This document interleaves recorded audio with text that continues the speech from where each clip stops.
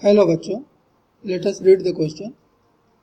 A metal ball of mass 2 kg moving with a velocity of 36 km per hour has a head-on collision with a stationary ball of mass 3 kg. If after the collision the two balls, the loss in kinetic energy due to collision as. तो यहाँ जो की concept है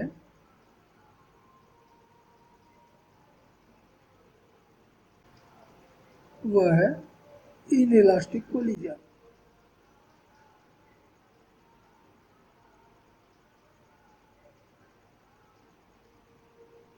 क्योंकि collision के बाद यदि दोनों बॉडी एक साथ चलते हों तो ऐसे कोलिजन को हम इनइलास्टिक कोलिजन कहते हैं। तो हमारा 2 kg का मास ये u वेलोसिटी के साथ में चल रहा है, जबकि ये बॉडी रेस्ट में है, स्टेशनरी है और इसका मास दिया हुआ है 3 kg। कोलिजन के बाद ये दोनों मासेस एक साथ चल रहे हैं, स्टिक होकर चल रहे हैं और मान लेते हैं कि इनकी वेलोसिटी v है। तो इस कोलिजन में हम law of conservation of momentum apply करके v की वैल्यू निकाल सकते हैं, क्योंकि u हमको दिया हुआ है। यहाँ हमको u दिया हुआ है 36 किलोमीटर पर आवर। इसको मीटर पर सेकंड में कन्वर्ट करें और हमको मालूम इसके लिए 5/18 से मल्टीप्लाई कर देते हैं तो आ गया 10 मीटर पर सेकेंड। तो सिस्टम का initial kinetic energy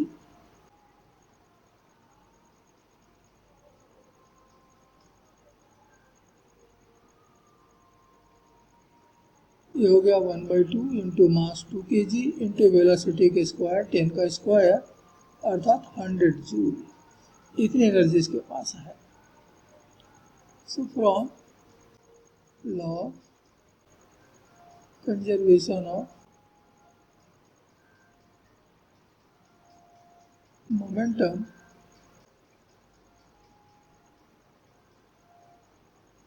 final momentum हो गया 2 और 3 आपस में कंबाइंड हो गए, टोटल मास इतना चल रहा है v वेलोसिटी के साथ, जबकि इनिशियली मोमेंटम जो है वो 2 किलोग्राम के पास है और ये है 2 into 10। So v is equal to 2 into 10 upon 5, तो कैंसिल किया तो हमको मिल गया 4 मीटर पर सेकेंड, ये final velocity. And then final kinetic energy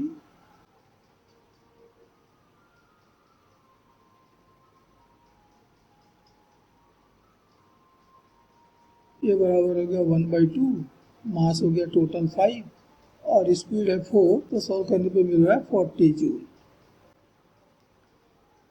तो इनिशियली इट वाज 100 जूल और अंत में हमको मिल रहा है फाइनली ये 40 जूल। तो लॉस इन काइनेटिक एनर्जी कितनी हुई? And therefore loss in kinetic energy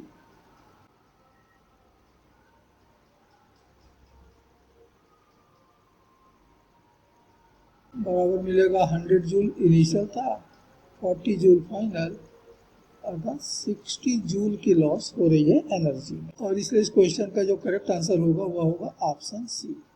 and this is final answer of the question. Hope you understood it well. Best of luck.